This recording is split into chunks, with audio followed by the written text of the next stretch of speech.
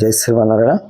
ఆపదాముపహత్తారం దాతారం సర్వసంపదాం లోకాభిరామం శ్రీరామం భూయో భూయో నమామ్యహం.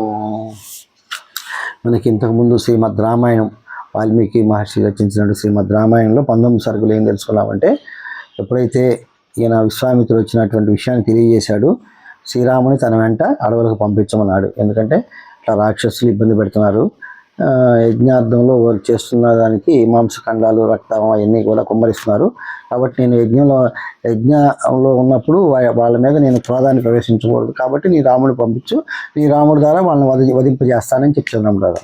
దానికి ఈయన ఏం చెప్తున్నాడో ఈ సర్గ యొక్కలో దశరథుడు విశ్వామిత్రుడు వెంట శ్రీరాముని పంపుటకు తన ఆసక్తిను ప్రదర్శిస్తా, అంటే తనకి ఇష్టం లేదని తెలియజేస్తున్నాడు. ఎట్లా అంటే, దశరథ మహారాజు ఆ విశ్వామిత్రుని మాటలు విని క్షణకాలం పాటు నిశ్చేష్టుడెన్ను.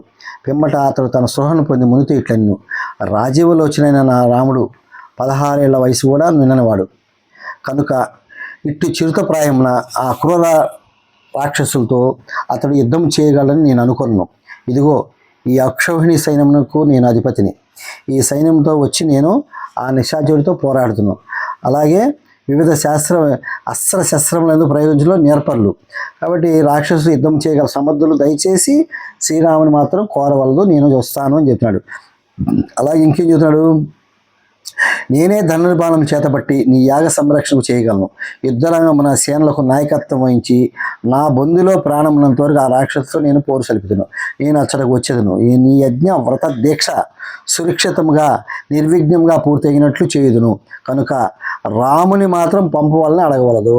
మళ్ళీ ఇక్కడ రాముడు పంపొద్దని చెబుతున్నాడు. అలాగే రాముడు పసివాడు, ఇంకా ధనుర్విద్యను పూర్తిగా నేరవలేదు. శత్రువుల బలాబలాలకు గుర్తింపజాలడు. అస్త్రములను ప్రయోగించడం అంతటూ కూడా ఎరుగడు. అలాగే యుద్ధంలో ఆరుతేరిన వాడు కాదు. ఆ రాక్షసు అందరూ కపట యుద్ధం నెగ్గిదేలినవారు కనుక వారితో యుద్ధం చేయుటకు ఇతడు చాలడు. ఓ మినీశ్వర, నీ శ్రీరాముని సంగతి అట్లుండి నిండు.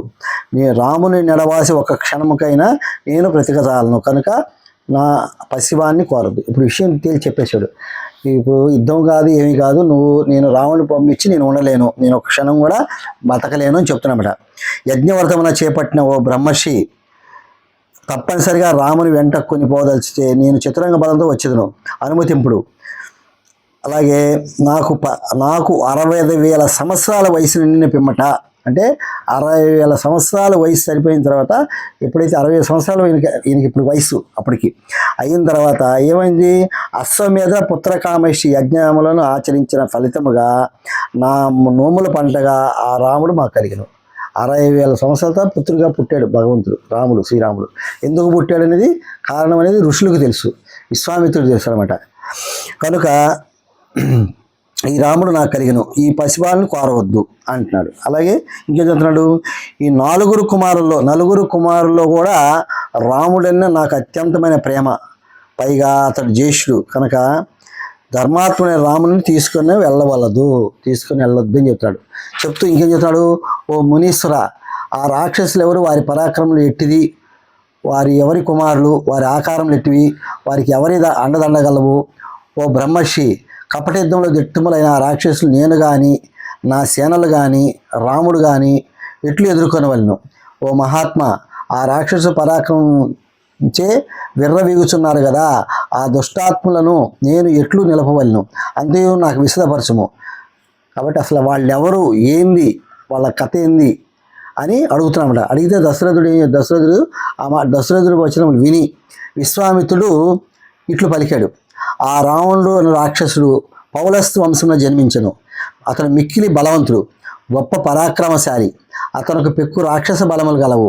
పైగా అతను బ్రహ్మ నుండి అసాధారణ వరములు పొందెను. అతడు వరగర్వం చే ముల్లోకమును బాధించుతున్నాడు. రాక్షస రాజైన రావణుడు విశ్రవసుడు అనే ముని యొక్క పుత్రుడు, కుబేరుని సోదరుడు, మహావీరుడు అని ప్రతిది. యజ్ఞములకు విఘ్నములు కలిగించుటే చిన్న పనిగా భావించి అతడు దాన్ని స్వయంగా పాల్గొనట్లేదు. కానీ అతనిచే ప్రేరితులైన మారీచుడు, సుబాహు అనే బాహుశాలురైన రాక్షసులు యజ్ఞమునకు విఘ్నము కలిగించున్నారు. వాళ్ళ ద్వారా వచ్చేసి వీళ్ళు యజ్ఞాన్ని పాడు చేస్తారన్నమాట. విశ్వామిత్ర మహర్షి ఇట్లా అనుచుండగా దశరథ మహారాజు ముంతో ఇట్లా నేను రణరంగమున ఆ దుర్మార్గుని ప్రతిఘటించి నిలుచుట నా వల్ల కాని పని. ఎప్పుడైతే రావణుని పేరు ఎత్తి చెప్పాడో ఇక నా వల్ల అది అయ్యే పని కాదు. ఓ మునీశ్వర, మీ ఆజ్ఞను పాలింపలేని దురదృష్టవంతుడు నేను. నాకు గురువు మీ దైవం మీరే కనుక ఆ పసివాడైన నా పుత్రుని మీరే అనుగ్రహింపవలను. నేను యుద్ధం చేయలేను అని చెబుతున్నాడు. అలాగే దేవతలు, దానవులు, గంధర్వులు, యక్షులు, గరుత్మంతులు, నాగులు మొదలగు వారెవరు కూడా ఆ సంగ్రామ రంగమున రావణుని ఎదుర్కొన జాలరు. ఇంకా మానవ విషయం చెప్పనేలా. ఆ రావణుడు రణభూమి యందు ప్రతి వీరుల బల పరాక్రమములు హరించివేయును.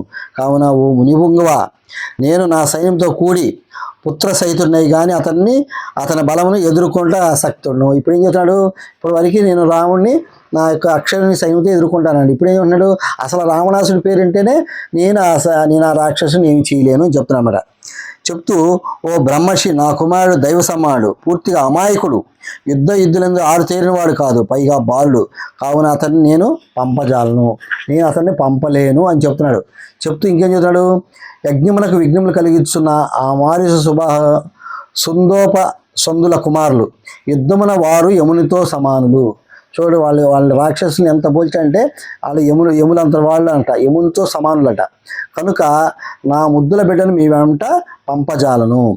మారిచ సుబాహులు మిక్కిలి పరాక్రమశాలురు, కథన రంగమున కాకలు తీరిన వారులు. వారిలో ఒక్కడితో సైతం నా మిత్రులతో కూడి అయినను నేను యుద్ధము చేయజాలను, ఒక్కడితో కూడా నేను జయించలేను అని చెప్తున్నాడు. బ్రాహ్మణోత్తముడు కుశికుని వంశము వాడు మహాపురుషుడైన విశ్వామిత్రుడు ఈ యొక్క అసంగతములైన దశరథ మాటలకు అగ్రహోద్రుడైన. అంటే ఎప్పుడైతే ఇలా మాట్లాడానో ఆయనలో అగ్ని జ్వాల ప్రజ్వలింది, అంటే కోపపడిపోయాడు. సమిధులతో అజ్ఞాతులతో ప్రజ్వలించిన అగ్నివలే ఎప్పుడైతే ఆయన ఆ విధంగా మాట్లాడాలో మహర్షిలో ఎక్కడ లేని మండిపాటు, ఎక్కడ లేని కోపం వచ్చేసింది. ఈ విధంగా ఈ సర్గలో రాముడిని పంపను అనే తన అనాసక్తిను ప్రదర్శిస్తూ యొక్క విశ్వామిత్రుడి యొక్క క్రోధానికి గురవుతున్నాడు. ఆయన ఆవేశం చెందుతున్నాడు, విశ్వామిత్రుడు ఆవేశం చెందుతున్నమాట. కాబట్టి ఈ సర్గ ఈ యొక్క 27 శ్లోకాలతో పూర్తయింది. ఇత్యాశే శ్రీమద్ రామాయణే వాల్మీకియే ఆది కావ్యే బాలకండే వింశ సర్గ. జై శ్రీమన్నారాయణ.